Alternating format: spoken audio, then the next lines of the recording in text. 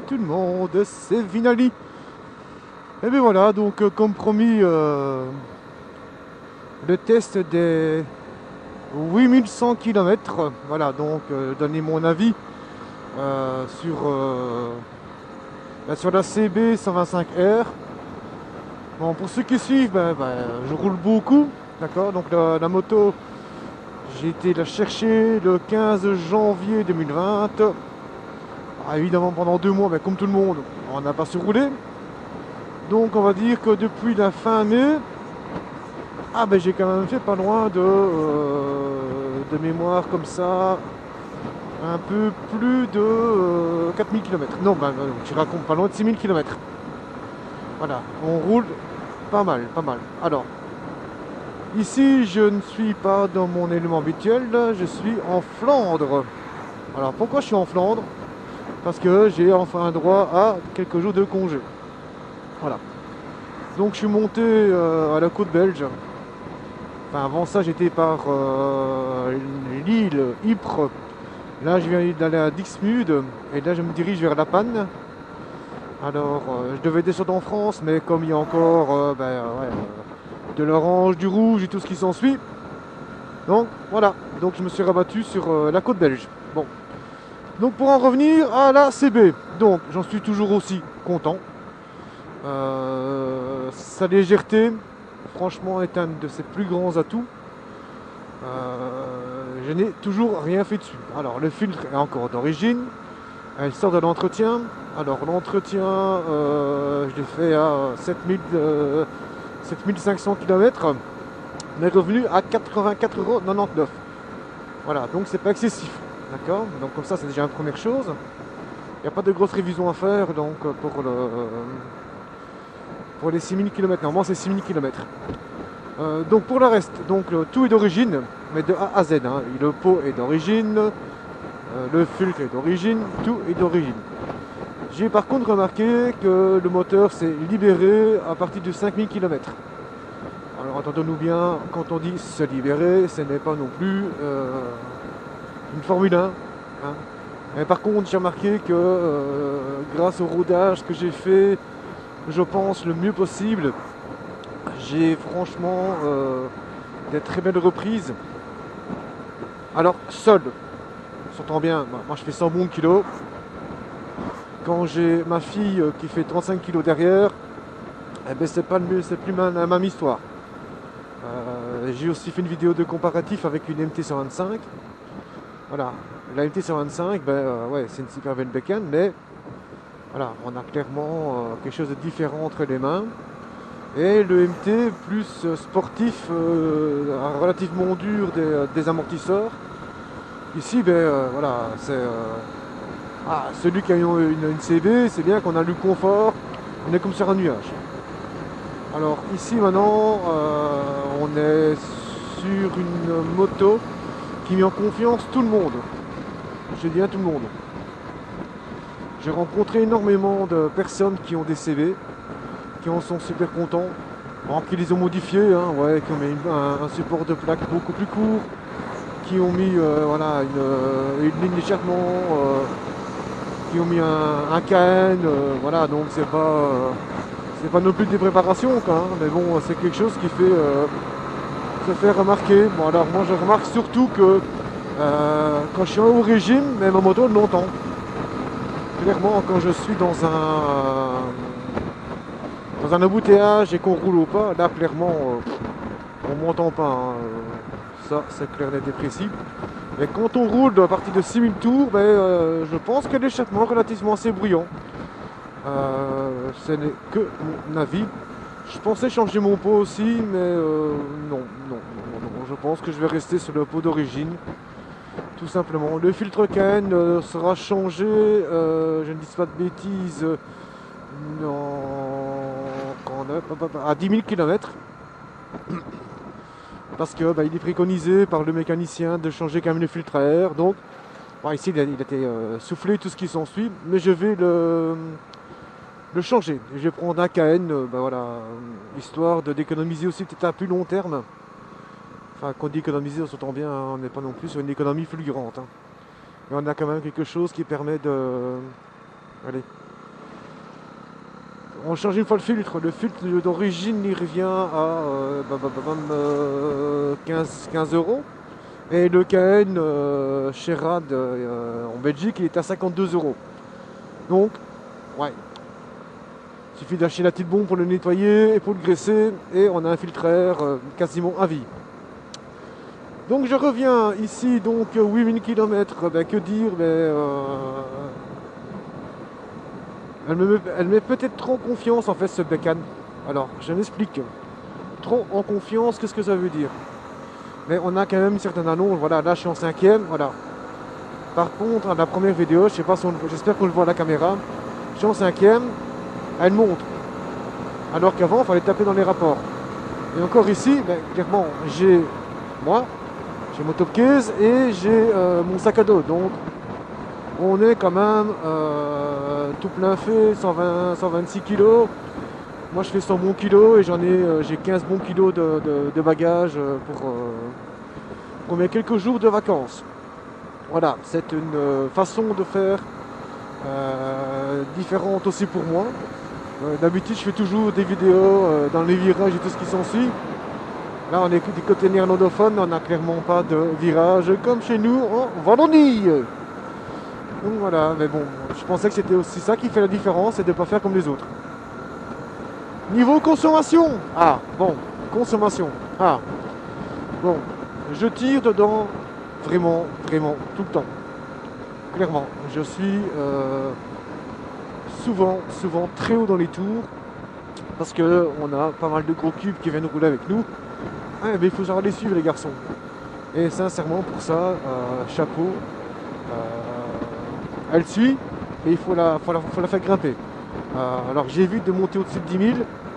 Mais bon, parce qu'au-dessus de 10 000, clairement il n'y a plus rien. De toute façon, il y a le shift line qui est à 10 000, on peut le régler. Ça met plus haut, mais moi je l'ai mis à 10 000 vraiment au grand max. Voilà, je prends l'exemple, là je suis en 6ème, 80. Elle reprend. Voilà. Je sais pas si on le voit à la caméra, j'espère. Voilà, il n'y a pas besoin de rétrograder. C'est vraiment depuis 5000 km qu'elle fait ça. Donc, c'est beaucoup plus sympa. Il ne faut pas commencer à rétrograder sans arrêt. Là clairement, là, je suis déjà en infraction. Alors, la consommation, moi, je suis en consommation réelle, c'est-à-dire route, balade, aller au boulot, parce que je vais au boulot avec pour taffer. En moyenne, je fais 3 litres 2. Mais encore une fois, pardon. Je tire dedans quand je suis en balade. Quand je suis dans les virages, c'est en moyenne entre 7 et 9000 tours. Donc, on consomme beaucoup plus. Ici, la consommation instantanée, 6ème 85 km/h, 2,5 km. Litres, vraiment fatigué, moi. Ouais, mais c'est rarement le cas. Donc, ça dépend aussi de votre façon de rouler. J'en connais quelques-uns qui roulent beaucoup plus cool avec leur CV. Mon Dieu, c'est quoi ça? Des vaches noires. Fichtre alors. Enfin, ça, je m'écarte. Bon. Le reste, suspension, mais j'aurais aimé avoir quelque chose d'un chouïa plus ferme, surtout à l'arrière. Parce que quand c'est bosselé, et nous les routes en Belgique elles sont complètement dégradées, mais des fois ça pompe. Bam, bam, bam. Bon, le gros avantage, c'est qu'on peut mal de se lever du cul comme sur une NT 125. Mais ça aurait été un peu plus sympa, je dis bien un peu plus sympa, d'avoir un chouïa de fermeté. Maintenant je ne me plains pas, hein. On s'entend bien, je ne me plains pas de ma moto. Que du contraire, j'en suis hyper content et hyper heureux. Pour en avoir testé un certain nombre, pas dire de bêtises, pardon, c'est vraiment pour moi la moto 125 la plus polyvalente. Alors ici là je viens de me taper aujourd'hui pas loin de 300 km sur la matinée. Je me suis arrêté une fois pour fumer une clope, parce que ça c'est... quand on a ce vice, on a ce vice. Mais par contre j'ai pas mal aux fesses. J'ai pas mal du tout aux fesses. Maintenant c'est vraiment... Par contre oui, le passager, quand vous avez un passager ou une passagère, là par contre c'est pas la même chanson. Hein. Ils ont très vite mal au cul, hein. Vachement. Donc voilà, encore une fois, là je suis en 5ème, je suis à 65. Je roule beaucoup plus sur le couple quand je suis entre guillemets peinard que quand on est en balade avec les copains et tout ça, qu'on roule.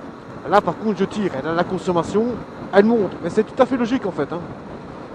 Je suis pas, je ne veux pas me faire plus catholique que le pape, mais bon, je roule pas moto non plus que pour aller travailler. Pour moi c'est aussi un outil de plaisir. Et mon plaisir, c'est de rouler avec mes potes. Bon, je ne dis pas que je suis les street triple dans les virages. Dans les virages peut-être. En ligne droite quand ils relancent. Là par contre voilà. Un exemple. Pas besoin de retaper 3 rapports. J'ai tapé la 4. Plus qu'assez pour dire d'avoir un bon rendu. Alors qu'avant j'avais tendance à toujours tirer dedans. Il y a vraiment une habitude qui s'est faite au niveau de l'utilisation de la bécane. Joli le Charleston. Voilà. Pour le reste, suspension, les freins toujours aussi agréables. Hein. Bien qu'ici, j'ai l'impression que j'ai. Attends, par contre, là, j'ai mis des nouvelles plaquettes de frein. J'ai mis des vrais Vagides. Alors, pourquoi j'ai mis des Vagides? J'explique. J'avais tendance à toujours bloquer l'ABS un peu sous le mouillé, sur le gras. Et ça commençait franchement à être désagréable. Donc j'étais voir sur les forums et j'ai mis des plaquettes Vagides qui sont un tout petit peu plus tendres. Alors évidemment, il faut presser un peu plus au niveau de la pédale. Mais par contre, l'ABS, ça déclenche beaucoup moins. Donc ça, c'est sympa. Ce qui permet, quand on se fait des appuis, c'est-à-dire que quand on freine du frein arrière dans un virage, parce qu'on a la main de négocier, parce qu'on doit rectifier, grâce à ça, il y a beaucoup moins de risques. C'est une très bonne chose, mais encore une fois, pour moi. Alors, la seule chose que je lui reproche, et encore une fois, c'est mon avis, elle peut mettre trop en confiance. C'est-à-dire que quelqu'un qui n'a jamais conduit de bécane, il va prendre la CB, il va commencer à se dire, bah, ça va bien, ouais. Si ce n'est que, si il ne gère pas son ABS à l'arrière, donc il peut se bloquer, donc en entrée de courbe, ça va, mais dedans, si tu tapes dedans, ton ABS il se déclenche. C'est la cata. Hein.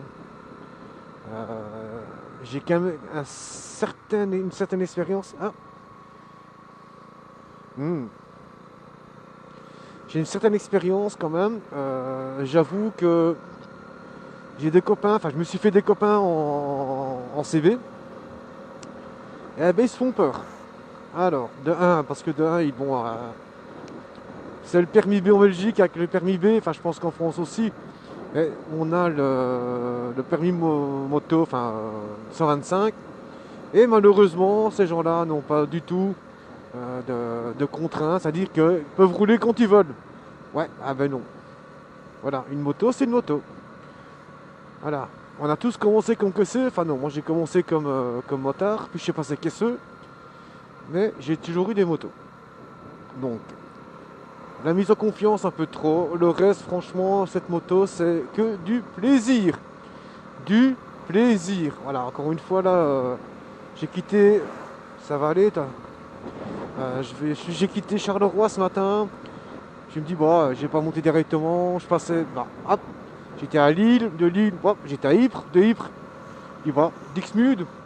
Alors que j'aurais pu aller tout droit pour l'autoroute. Hein. Je l'ai fait un petit peu, mais l'autoroute, c'est pas fait pour ça. Vous verrez sur ma chaîne, clairement, je l'ai mis une fois à 134 km/h, en légère descente, mis en crapaud dessus. Bon, ouais, c'est bon quand c'est une 125. Faut arrêter aussi, ça n'est qu'une 125. Par contre, une moto qui est bien menée, donc c'est-à-dire que pas nécessairement dans les tours, hein, comme des sauvages, mais... Et encore une fois, je n'ai pas changé le pignon, rien du tout. Mais clairement, je l'ai déjà... Oh, mon Dieu. Je l'ai déjà mis, franchement, sans forcer, entre 115 et 120 en vitesse de croisière. Alors, attention, en ligne droite, quand on n'a pas de vent de face, voilà. Mais il y a moyen. Encore une fois, toute une question de gestion de la boîte de vitesse. Voilà, pas besoin de nécessairement toujours taper dans les rapports comme des fanfarons. Ça sert à rien. Voilà, bon ben j'en ferai une autre tantôt, ou alors demain, pour continuer. Donc par contre, n'hésitez pas, s'il y a des questions, ben, vous posez les questions dans le fond. Aïe. Voilà. Par contre, voilà, c'est le silence. C'est ça que j'aime bien en ville, même si on dit toujours que c'est plus sécurisant de se faire entendre. Eh ben moi je trouve pas. Moi je trouve que c'est sympa de rouler en ville et de ne pas avoir un bruit assourdissant. Voilà. Ici on n'entend rien. Enfin, là par contre on entend. Mais voilà, ça reste discret quoi. Pour moi c'est vraiment la moto plaisir par excellence. Voilà, encore une fois j'ai une Chiid 125. Et celle qui me donne le plus de plaisir au quotidien. Alors au quotidien c'est quoi? C'est que c'est tous les jours, au travail, qu'il pleuve, qu'il vente, qu'il neige. Et pour les grosses balades, ou alors pour faire des kilomètres. Là, je viens de me taper. Attends, monsieur, t'as fait de manger une Golf, mais c'est pas grave. Je viens de me manger, clairement, pendant 300 bornes. Pardon. Et ben, je n'ai pas une tête de fatigue, mais pas une seule. J'ai juste hâte d'arriver, me mettre le long de la plage, parce qu'il fait super beau. Hein. On est le, je sais même pas, on est quoi? On est le 14 septembre? Non, je sais même plus comment on vit moi. Ouais, le 14 septembre, je crois. Donc on est le... Ouais, enfin soit. Mais franchement, je prends... Voilà. Je n'aspire qu'une seule chose, aller le long de la plage. Et je ne suis pas fatigué du tout. La moto, elle n'est pas fatigante du tout. Pas du tout. Celui qui me dit qu'il est fatigué quand on roule avec une CB, et bien qu'il n'aille pas sur une MT, sur une espèce, ou alors sur une chinoiserie, ouais, parce que ça devient la mode, hein, les chinoiseries. La seule qui est sympa au niveau confort, c'est la Malaguti, la Dune. Donc c'est celui qui remplace la Terra.